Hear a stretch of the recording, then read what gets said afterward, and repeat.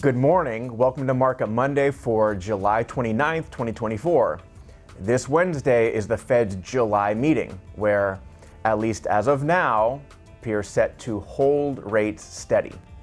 But here it comes.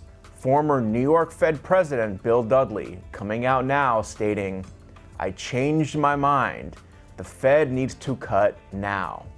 Folks, this is how the narrative shift happens. Now we're going to start seeing other Fed chair presidents and other fancy economists come out and call for cuts now.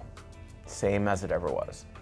As a reminder, while there is certainly a media frenzy around rate cuts and the when, the why, context is important here. Have a look. This line right here is the first rate cut. Let's focus on just two lines here, red and orange.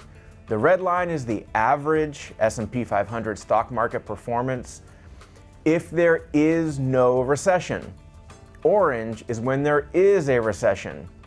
It seems the Fed has largely achieved its inflation objective, which is now why we're starting to hear calls for cuts. Speaking of recession, no recession, did you know the official arbiters of recession in the US, the National Bureau of Economic Research, NBER, has what's called a diffusion index, essentially a composite reading of when they would make the recession call. Here we are going all the way back to 1950s. We can see pretty clearly when this diffusion index really spikes, there's likely a recession. But when it kind of spikes, sort of spikes, then comes back down, like what happens most of the time, no recession, chugging right along. And after a couple jumps up here over the past few years, we're coming right back down.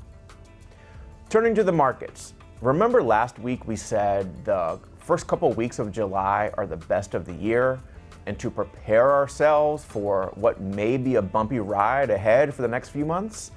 Case in point, the upcoming 3-month period down here has historically been one of the worst of the year. Add to that election year seasonality being especially volatile starting in July and continuing through the election. Let's expect it and use it as an opportunity to rebalance or put cash to work. Speaking of election year seasonality, news of President Biden no longer seeking re-election adds an extra twist. See here in orange, this is the composite of the 4th year under a new president. The blue line is the average composite under a lame duck president. Here's the wrinkle. Is Biden a lame duck president now that he is no longer seeking re-election?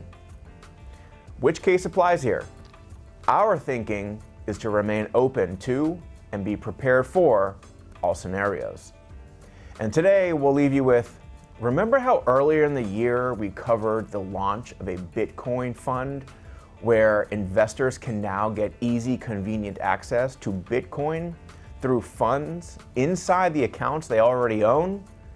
Just last week, the second major cryptocurrency, Ethereum, also received approval for several funds, 10 of them. Here's BlackRock's head of thematics and alternative ETFs speaking about why investors might want to consider an allocation to Ethereum through these types of funds. Have a great week. Ethereum is the second largest cryptocurrency by market cap after Bitcoin and has key characteristics that make it distinct. While many see Bitcoin's key appeal in its scarcity, many find Ethereum's appeal in its utility.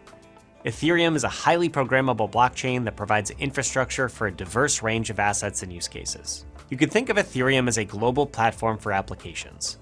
This platform enables applications referred to as smart contracts to run without a centralized intermediary. Transactions on Ethereum require a transaction fee to be paid in the network's native token, Ether. Investor interest in Ether has been expanding as more people adopt digital assets. And that's why we're introducing Ether, the iShares Ethereum Trust ETF, which provides investors convenient exposure to Ether. Here are 3 things to know about Ether. The first is access. Ether enables investors to access Ethereum's native token Ether within a traditional brokerage account. The second is convenience. Ether can help remove operational burdens associated with holding Ether directly, as well as potential high trading costs and tax reporting complexities. And finally, integrated technology. Ether is managed by the world's largest asset manager and leverages a multi-year technology integration developed with Coinbase Prime, the world's largest institutional digital asset custodian. Access Ether through your online brokerage or discuss with your financial professional to find out how Ether could fit into your portfolio. Visit www.iShares.com to view a prospectus, which includes investment objectives, risks, fees, expenses, and other information that you should read and consider carefully before investing.